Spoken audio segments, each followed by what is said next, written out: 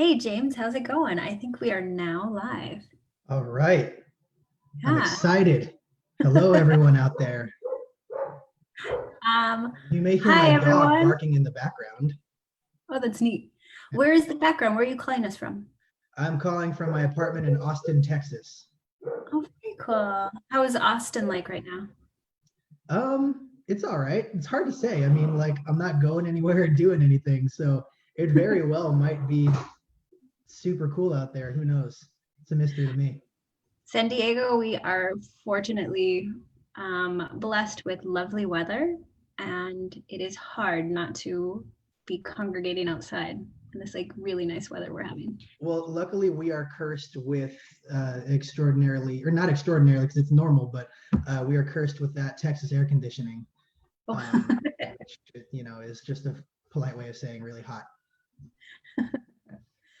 I want to thank you, James, for joining me in conversation today.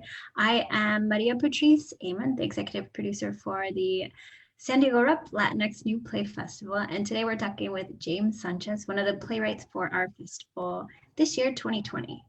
Jaymes' play this year is The CUCUY Will Find You. I want to share with y'all a little bit of James's background. So his bio. Jaymes Sanchez is a Texan playwright and theater artist. His play, The CUCUY Will Find You, was featured in the Lark's Playwrights Week 2019 and was also featured in Teatro Vivo's 2020 Latinx New Play Festival. His play, Soda from Water Cups, was a finalist for Latinx Theatre Commons 2018 Carnaval. Who Owns What was featured in Artist Theater's Boston production of This Place Displaced.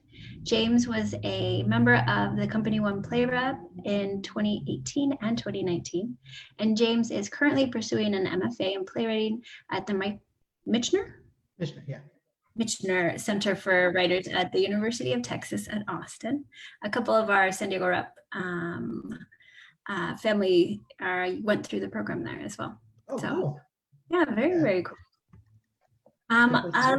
So we are so excited to have your play this year, The CUCUY Will Find You, in our festival. I can share the synopsis of this play, and then maybe we'll ask a couple questions about it. Sound good? Yeah.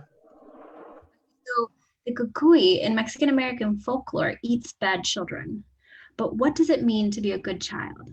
For a 7-year-old back in the back of a 1990 Ford Aerostar, it means shutting up every now and then. For a successful 30-something like Ray, who has a complicated family history and lives far away from home, the answer is more complicated. When the cucuy shows up and disrupts Ray's life and the very fabric of reality, Ray must prove that they are a good child. But it isn't easy.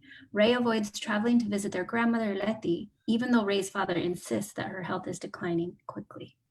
As Ray tries to affirm the life that Ray has built away from home, the cucuy confronts Ray with the past, present, and future. Wow, that sounds really exciting. I hope so. James, can you tell us a little bit about where this play came from? Okay, yeah. Where to start? It's such a huge thing.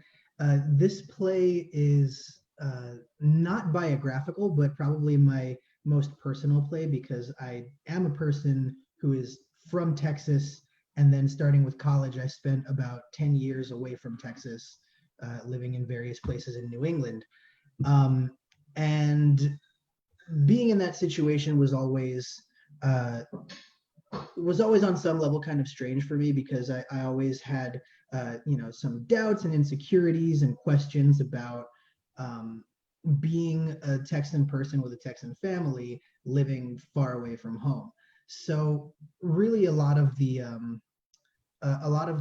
background of this play was just kind of like me trying to figure out what exactly my priorities were.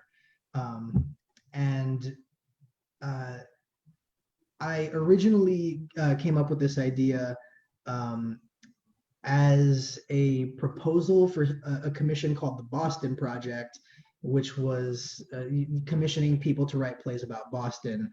And I thought that I could have a really cool idea because I was a person who just wasn't from Boston, writing a play about a person who's not from Boston. And that's where that's where I kind of got started with. My proposal did not get picked because my proposal was bad. And my proposal being bad kind of like spurred me towards like obsessing over this idea and spending more time on it. And really, I think what I settled on is just this question of what does it mean to be a good child, right? Which is something that the description of the play talks about a lot. And what I wanted to do with this play was not necessarily make any kind of argument about how to be a good child and therefore like assuage all of your doubts and insecurities about how you're relating to your family, but really just try to portray something about the reality of being stuck in that situation where it just it feels like you can't really win either way. So yeah, that's where it came from. Do you think, I love this question of being a good child. Do you think there's cultural resonances there? This is a play that we selected to be included in our Latinx Play Festival. And it makes me wonder how that is unique to Latinx communities, the idea of being a good child. Yeah, I think so, and I hope so, because this is something that I actually talk about a lot when I talk about this play, is that I think that a lot of Latinx people are caught between different influences that at times can feel oppositional to each other. And I think especially Latinx millennials, because on one side, there's really strong family and community-based ideals that I think come from Latin America and come from, our indigenous roots as well. On the other hand, if you are a person living in the United States, you've also got this highly individualized ideal or set of ideals that comes from the American dream, whatever that means. So you're supposed to be a family-oriented person who stays in your hometown and lives in an enclave with your family, but you're also supposed to go to a fancy college and get a fancy job and drive a fancy car. And sometimes it feels like those things are hard to reconcile with each other. And when a person is stuck between those two influences, it's easy to feel like you're not doing anything particularly well. And I think that is a problem that is very particular to Latinx communities. I know it's been a pretty specific thing for me and for a lot of Latinx people that I know. I would agree. Going through university, I had a tight group of Latinas who were my friends, and we had that similar like dichotomy. And we were only moving. My school was only like 10 minutes away from where my parents were, but there was that same tension of like, am I abandoning my family to prioritize my education, to lift up my family? Right. Yeah. And I mean, at the same time, our families also want to see us, go off and do exciting, impressive, amazing things that no one has ever done before. So it's very much an internal thing, I think. I know for many people it is an external thing, but I think in my experience at least, the most interesting parts of it have always been like internal. Yeah, today I've been sort of resonating with a quote in my head that I got from not a super fancy or elevated form, but in that TV show, How to Get Away with Murder, one of the characters says, "I am my ancestors' wildest dreams." And I just love that idea that we are the manifestation of so many generations' hard work. Right. And to like go to an Ivy League college is such a big goal, but it's so distant from the realities of where my grandparents and great grandparents came from. Right. Speaking of grandparents and great grandparents, sort of our cultural heritage, this play in its title has a figure, the CUCUY. Right. Can you tell us a little bit about that character or that figure? Yeah, so I mean, the CUCUY is always a threat, behave or the CUCUY is going to come get you, right? And yeah, it was definitely a threat used against me, my siblings, my cousins.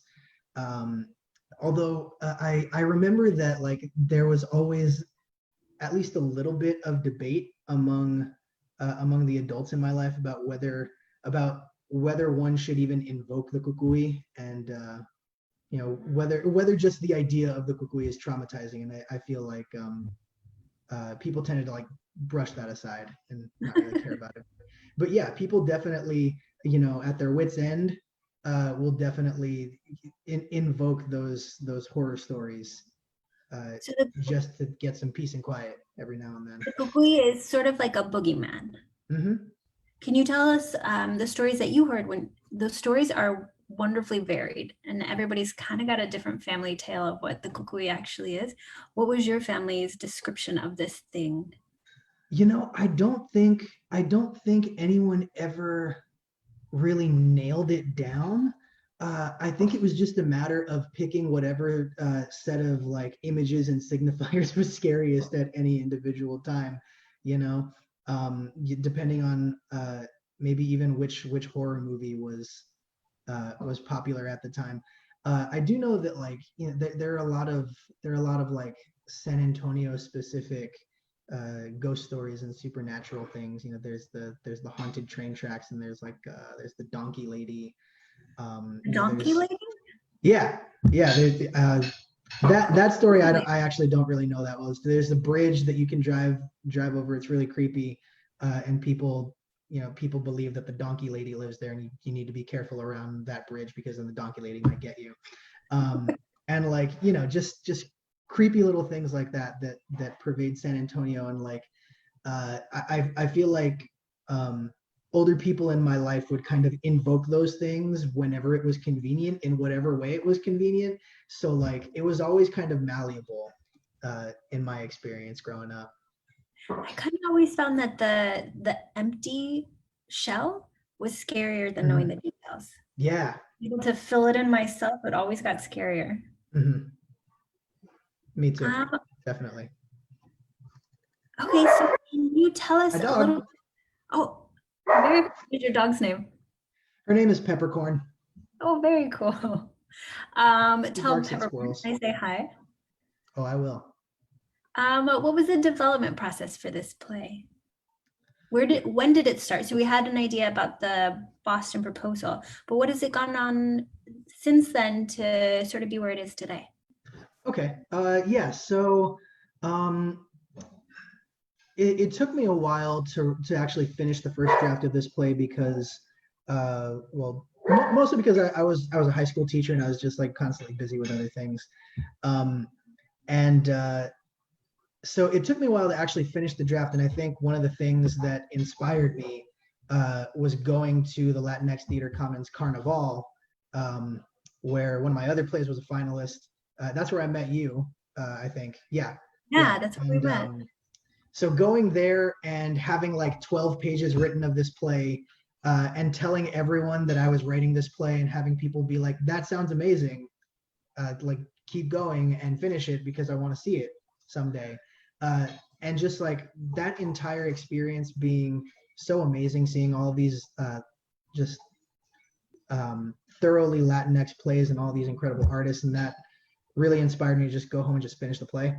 And that's basically what I did. And then after that, I did a development process through Company One in Boston, who are my good friends, and they do amazing stuff, and I love them very much. And that got the play in a really cool place. And then from there, had friends look at it and read it and talk to me about it, and then just kind of submitted it to a few different things. I took it to Playwrights Week at the Lark in New York back in November, and made some really exciting breakthroughs on it there. Um, just the night before my reading, stayed up until 4 in the morning, just kind of writing like 30 new pages. Oh, that's so Um, cool. yeah, yeah. I'm sorry, what? What shifts happened at that point? What shifts happened at that point? So for a while, um, the morality of the play was a lot preachier, and I was trying to get away from that because I don't want this play to be preachy. I don't want this play to feel like it's telling you that there is a correct way of being a good child, because I'm not convinced that that exists. And in earlier versions of the play, it felt a lot more like the Christmas Carol, and it's still, I mean, it's still reminiscent of it, but it felt a lot more like there was just this correct morality that I was going for, and I wasn't.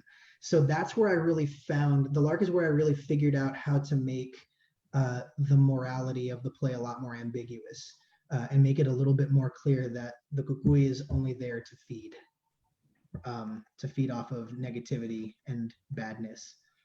So that was really exciting. And then most recently, I did another development through the Latinx Play Festival in Austin through a group called Teatro Vivo, who are also super cool people, that I highly recommend checking their stuff out.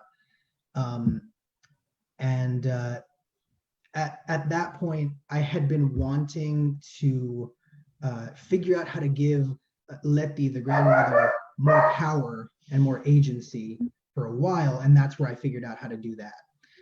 So a lot of the stuff that you see in the most recent version of the play, where Letty has these moments of hyper awareness, and where she has these moments where her spirituality brings her to a point of being able to resist the CUCUY's magic. A lot of that stuff I figured out how to do it through the development process with Teatro Vivo.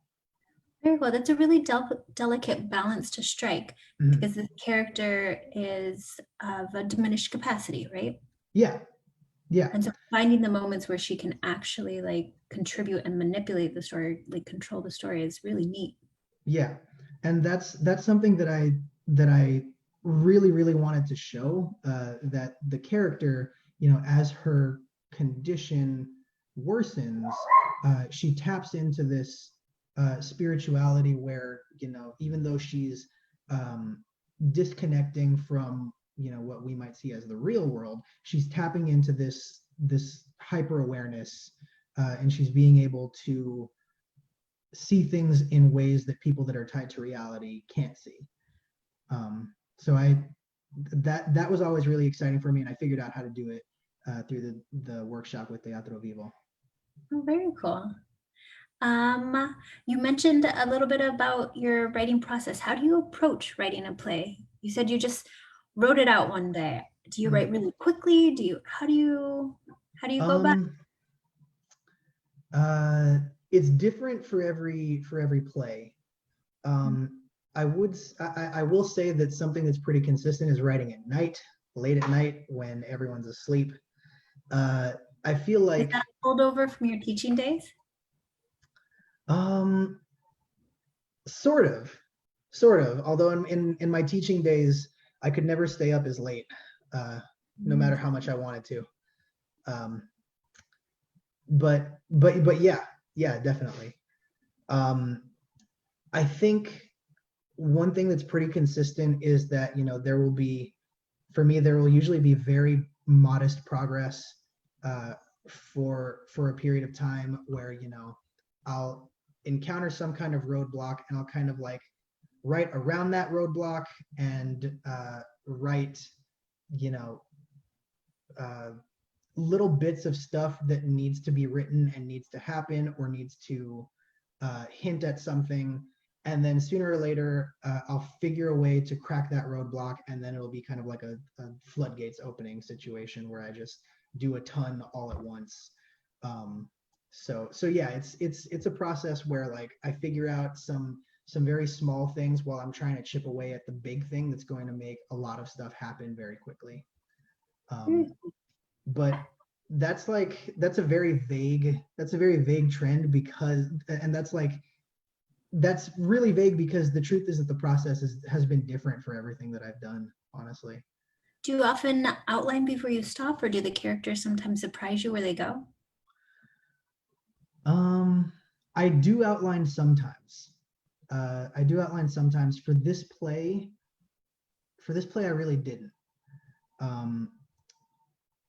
for this play, I knew a handful of moments and I knew the ending, and I kind of wrote those first, and then I just kind of like filled in the gaps. And especially in the first draft, a lot of the stuff that I filled in the gaps with was kind of filler, was stopgap stuff, just so that I could get the whole thing out on paper and be able to wrap my brain around how to get from the beginning to the end, which is, you know, even more confusing and fun given the fact that it's not entirely linear. So the biggest thing for me, at least for this play, was writing the chunks that I knew and then figuring out how to fill in the gaps between those chunks and then realize what wasn't working and fill in the gaps better than the first time and better than the time before each additional time. Very cool. Do you have any specific goals in this iteration for this festival? Is there anything that you are thinking about working on in the piece? Yeah. There's a few things. So I mentioned that a lot of the stuff with Letty is new, and because of that, I definitely want to fine tune a lot of it, especially as we get towards the end of the play and things start to change and go back and forth very rapidly. Yeah. There are times where people that have read it are totally on board with it, and times where they're struggling to keep up. And I want to make sure that those things, those shifts, those changes are as tight as possible and as easy to follow as possible. Maybe not as easy to follow as possible, but easy enough to follow that you can appreciate getting left behind every now and then if you get left behind. And hopefully you don't, you know. So that's one thing. Another thing that I'm starting to think about more as I get further into the development of this play is just kind of how to fully realize certain things on stage, which obviously is not something that would happen in a reading. But I'm starting to think about how some of the more ambitious the more ambitious staging elements could work. I think in past workshops, I just have been kind of glossing over that. And now that I've fixed a lot of the things that I wanted to fix in the first place, I'm starting to think about it a little bit more. Yeah, just people that I like and trust have been telling me to take some of the weird, difficult staging things that I have and just make them weirder and make them bigger, and whoever produces it, it's their problem, not mine. So maybe I'll do that. I don't know. I asked sort of self-interestedly. I am so excited because I get to direct your piece. And I'm so excited that you're directing it. Oh my God, best case scenario. And so that question was really just to serve mostly me to get an idea of what you wanted to work on in this festival. Looking at our time, I think we've got time for one more question, and this is sort of one of my favorite questions. Are there any recommendations that you have of a play or a movie or a film or book or some sort of media that you've checked out or that you've interacted with recently that you would recommend to us? That's a tough one. Yeah, I feel like that's a tough question to answer, because I feel like in the days of the pandemic, all I'm really interacting with in a culture and media pop culture basis is all kind of garbage. Yeah, I finally got around to watching Gentefied, which is really exciting and does a lot of really cool stuff that is important to me in my own work. So definitely Gentefied. Check that out. Gentefied is so cool. It actually, our playwright in residence, Herbert Siguenza, is in Gentefied. He's the guy who gets fired, who has guilt, the first episode. Yeah, I remember that. Yeah, okay, that, and That totally makes sense, and I can't believe I didn't know that before. Little Easter eggs. And there's my dog again.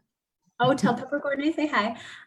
Thank you so much, Jaymes, for joining us. And I really look forward to being in the rehearsal Zoom with you, as well as being able to share your piece with our audiences. And thank you so much for having me. This is of a course. blast. I encourage you, Jaymes, and everyone to come join us for the festival. It will be September 4th through 6th, all on Zoom, all online. Check out the repssandiegorep.org website to reserve your festival passes. Thank you, Jaymes. I'll see you soon. Friends.